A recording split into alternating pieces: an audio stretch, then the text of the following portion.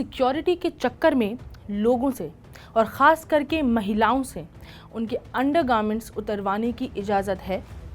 बच्चे चीटिंग ना कर पाएं, क्या इस वजह से एक एग्ज़ाम से पहले बगैर किसी चीटिंग के सबूत के उनसे उनके कपड़े उतरवाए जा सकते हैं? क्या असर पड़ता है लोगों पर इस तरीके से उन्हें ट्रीट करने का, वो भी ज़रूरी एग्ज़ाम से पहले? आज इन सभी बातों पर हम गौर फरमाएंगे। क्यों? बस हमारे साथ बने रहें, हम आपको पूरी जानकारी देंगे। मैं हूं साहिबा खान और आप देख रहे हैं अनकट। तो खबर आई है कि केरल में मेडिकल प्रवेश परीक्षा नीट यानी कि NEET के दौरान लड़कियों को कथित तौर पर ब्रा उतरवाने को मजबूर किया गया है।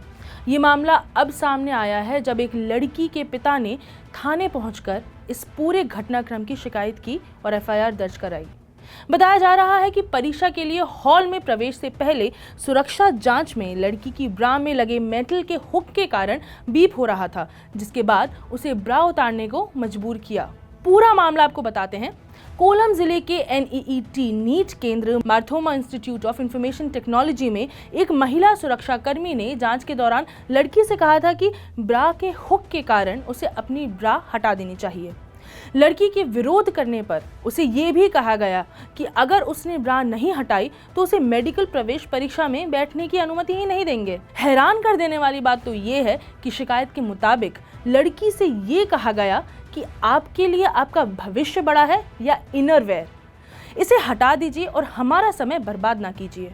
वहीं मामले के सामने आने के बाद परीक्षा केंद्र ने इस पूरे मामले में कोई भी जिम्मेदारी लेने से साफ इनकार कर दिया। कोलम पुलिस ने पुष्टि करते हुए कहा कि माता पिता ने शिकायत दर्ज कराई है, साथ ही आरोप लगाया है कि कई लड़कियों को उनके इनरवेयर हटाने के लिए मजबूर किया गया। लड़की के पिता ने शिकायत दर्ज कराते हुए कहा कि सुरक्षा जांच के दौरान मेरी बेटी से कहा गया कि उसकी ब्रा में हुक होने के चलते मेटल डिटेक्टर में बीप हो रहा है।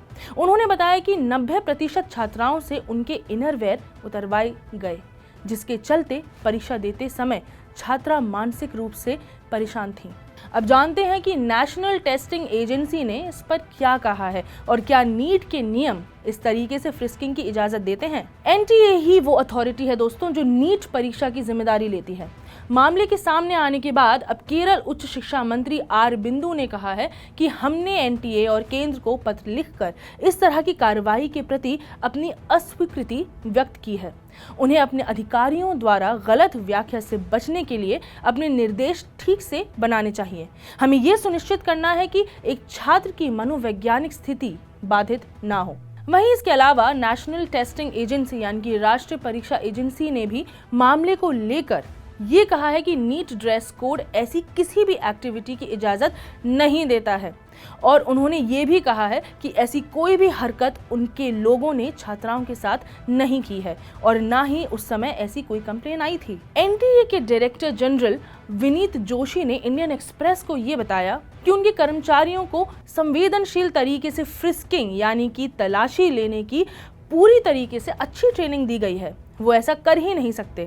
ये पहली बार नहीं है लेकिन जब नीट की परीक्षा में लड़कियों से उनके इनरवेयर उतरवाए गए हों। 2017 में जब डेंटल और मेडिकल कोर्स का national eligibility and entrance test हुआ था, तब भी उस समय नीट टेस्ट की जिम्मेदार authority central board of secondary education यानी कि CBSE ने ऐसे कई ऊटपटांग रूल्स रखे थे, जैसे कि बच्चे फुल स्लीव्स पहनकर ना आए, गहरे रंग के पैंट्स ना पहने, टखनों से ऊपर जूते ना पहने, पिन्स और मेटल बटन्स भी ना पहने, मेटल के ईयररिंग्स या इनरवेयर में भी अगर मेटल है तो ना पहने। उस समय भी कई छात्राओं को उनकी ब्रा निकालने को कहा गया था क्योंकि मेटल डिटेक्टर वहां बीप कर रहा था। उस समय भी इस बात पर काफी बवाल हुआ था और महिला कांग्रेस प्रेसिडेंट बिंदु कृष्णा ने केरल मुख्यमंत्री पिनाराई विजयन से दरखास्त की थी कि इस मामले पर इंक्वायरी बैठाएं। ताज़े मामले में भी पिता का कहना ये है कि आपको दिक्कत है तो आप चेक करें, कपड़े निकलवा क्यों रहे हैं।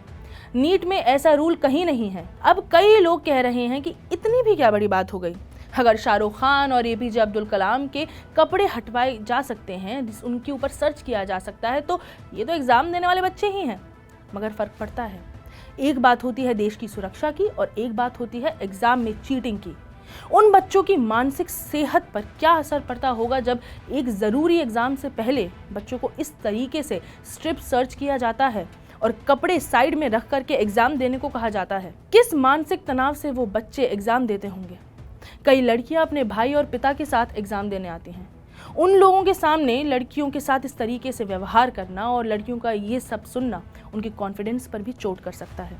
ये तरीका इन्वेजिव होता है और प्राइवेसी यानी कि निजता का उल्लंघन भी करता है।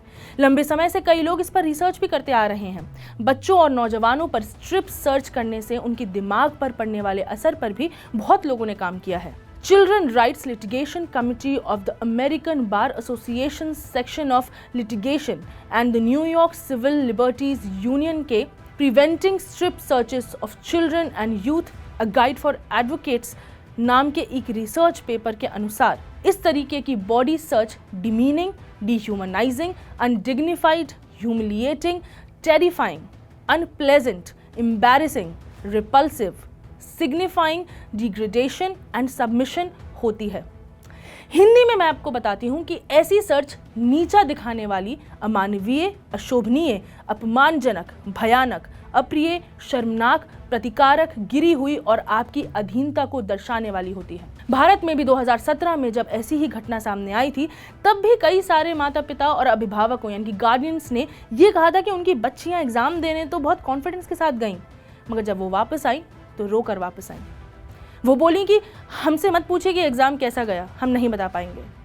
ताज़े मामले में भी लड़की के पिता का यही कहना है कि उनकी नहीं बल्कि कई लड़कियों के साथ ऐसा किया गया और सभी लड़कियों ने संकोच और बेआराम, अनकंफर्टेबल होकर एग्जाम दिया क्योंकि साथ में लड़के भी एग्जाम दे रहे थे। 2017 में भी तिरुवनंतपुरम के सीबीएसई ऑफिशियल्स का यही बयान आया था कि हमें तो कुछ पता नहीं, ऐसी कंप्लेन आई नहीं, और आज एनटीए भी यही कह रहा है। फिलहाल इन आरोपों के चलते एनटीए ने सोमवार को कहा है कि उन्होंने परीक्षा केंद्र के सुप्रिंटेंडेंट, उनके स्वतंत्र पर्यवेक्षक यानी कि इंडिपेंडेंट ऑब्जर्वर और नीट के लिए सिटी कोऑर्डिनेटर से तत्काल प्रभाव से प्रतिक्रिया मांगी है। फिर एजेंसी ने यह बताया कि इन तीनों ने यह कहा है कि उन्होंने ऐसी कोई भी घटना होते हुए नहीं देखी कैंपस पर। जिम्मेदारी लेना न लेना एक बात है, मगर हम कब तक इस तरीके से चीटिंग और सुरक्षा के नाम पर लोगों की निजता, लोगों की प्राइवेसी का हनन करते रहेंगे? कब तक बच्चे उत्साह के साथ एग्जाम हॉल जाएंगे और रोते हुए वापस आएंगे? अब बात होनी चाहिए कि किस तरीके से जरूरी इम्तिहानों में चीटिंग को रोका जा सकता है बगैर नौजवानों को शर्मिंदा किए हुए। जरूरत है फ्रिस्किंग को कंट्रोल करने की, वरना जो नौजवान एग्जाम देकर और पास करके एक अच्छी जिंदगी जी सकते हैं, दे सकते हैं, अच्छा समाज खड़ा कर सकते हैं, कहीं ऐसी घटनाओं की वजह से उनके सपनों पर सेंध न लग जाए। ज़रूरत है मेंटल हेल्थ को अब तवज्जो देने की और सरकारी हुक्मरानों को इसका संज्ञान लेने की। मैं हूं साहिबा खान और आप देख रहे हैं अनकट।